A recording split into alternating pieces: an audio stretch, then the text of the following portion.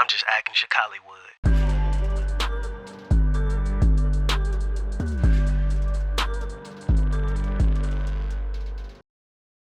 So how have you used that in your own acting ability to where you might had a role that was difficult and you're like, oh man, how do you use that advice for yourself?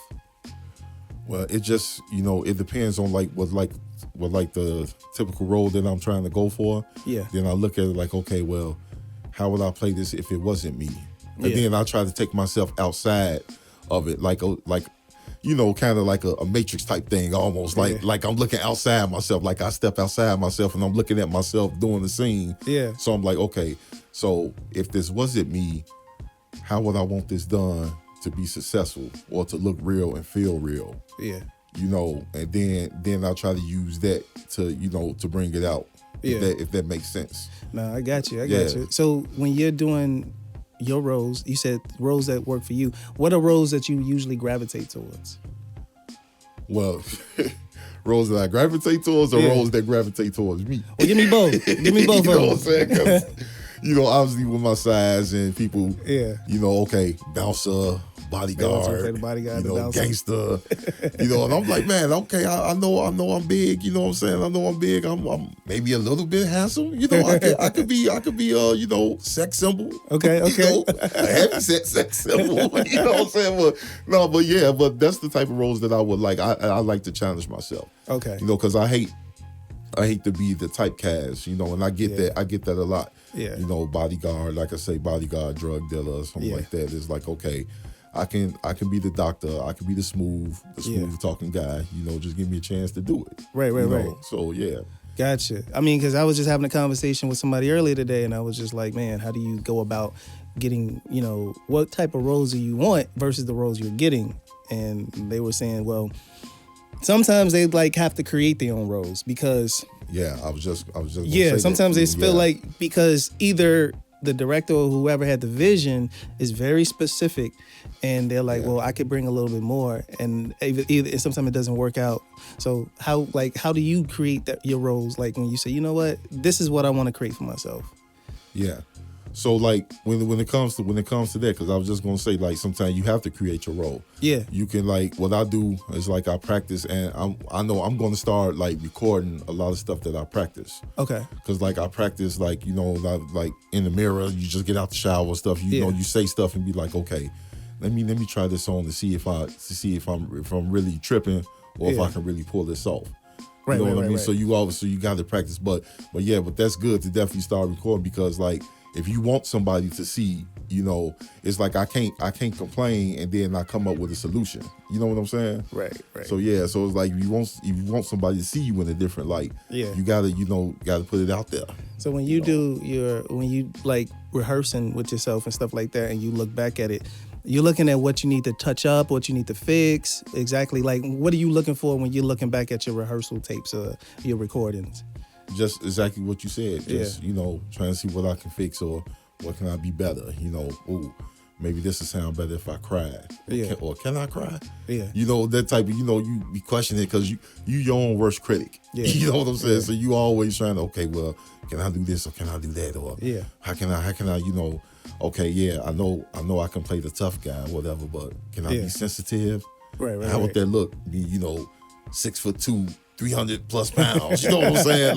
It's just. I mean, I said this in one of the episodes. I said, to me, what makes a good actor is if you can pretty much see that actor, whatever that character that they play exists in real life.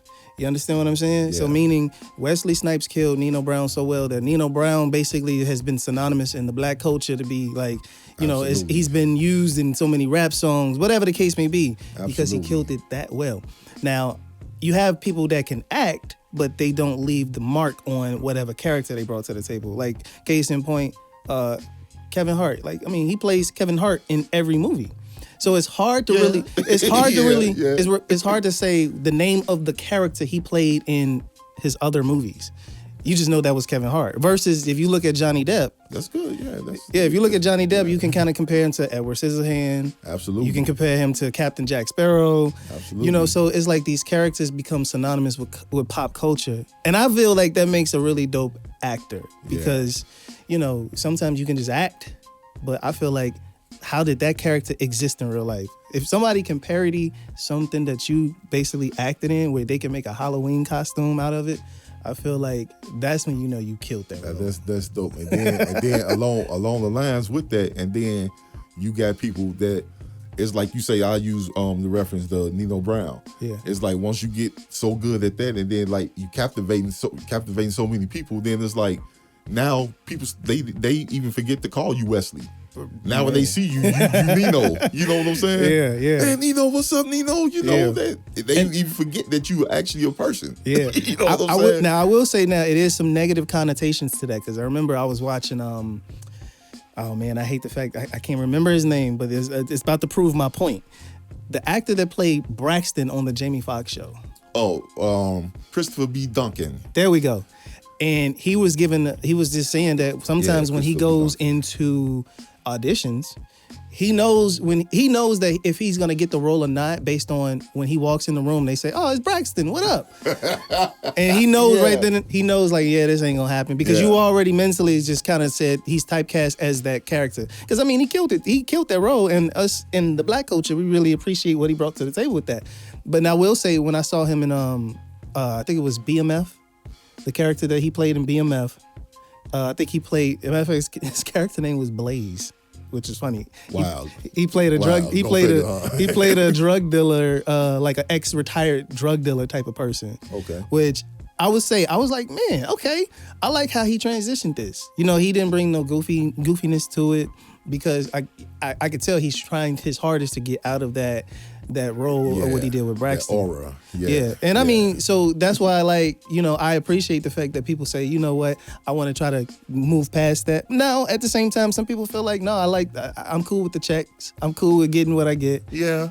Yeah. I didn't, that's funny because I haven't, and okay, forgive me, because I know I'm gonna catch flack for this, but I haven't watched BMF. Yeah. Yeah. I ain't gonna lie.